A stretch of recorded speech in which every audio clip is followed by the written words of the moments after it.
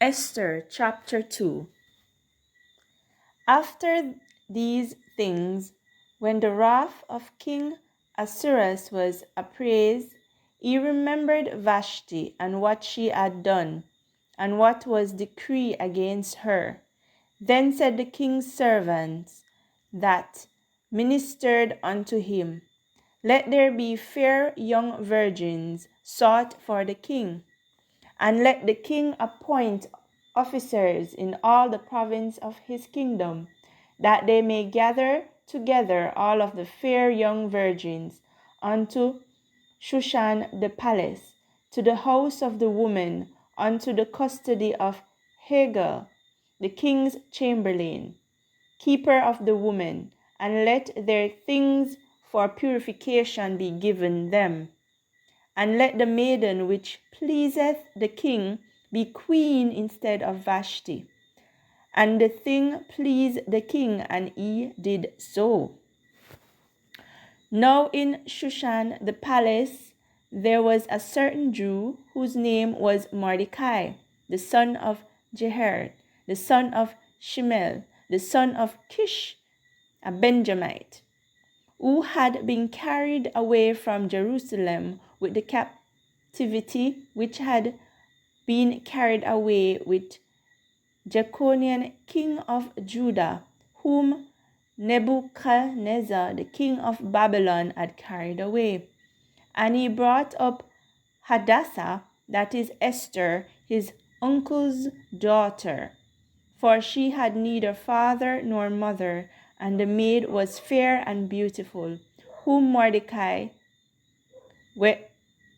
her father and mother were dead, took for his own daughter.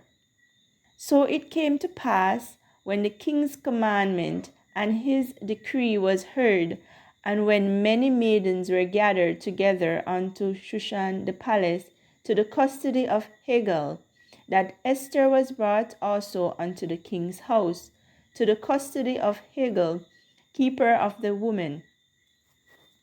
The maiden pleased him, and she obtained kindness of him, and he speedily gave her things for purification, with such things as belonged to her, and 7 maidens, which were meet to be given her out of the king's house. And he preferred her and her maids unto the best place of the house of the woman. Esther had not shewed her people nor her kindred, for Mordecai had charged her that she should not shew it. And Mordecai walked every day before the court of the woman's house to know how Esther did, and what should become of her.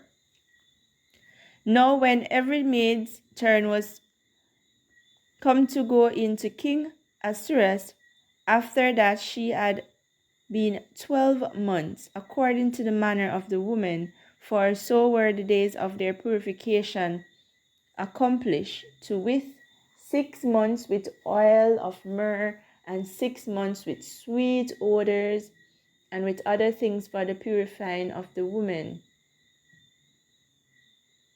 Then thus came every maiden unto the king. Whatsoever she desired was given her to go with her out of the house of the woman unto the king's house. In the evening she went, and on the morrow she returned into the second house of the woman, to the custody of Shashazar, the king's chamberlain, which kept the concubines. She came in unto the king no more, except the king delighted in her, and that she were called by name.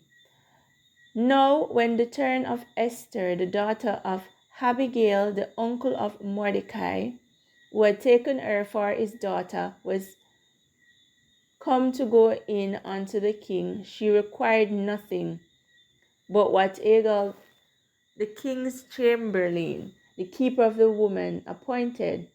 And Esther obtained favor in the sight of all them that looked upon her. So Esther was taken unto King Ahasuerus into his house royal in the 10th month, which is the month Tebeth, in the 7th year of his reign. And the king loved Esther above all the women, and she obtained grace and favor in his sight more than all the virgins, so that he set the royal crown upon her head and made her queen instead of Vashti.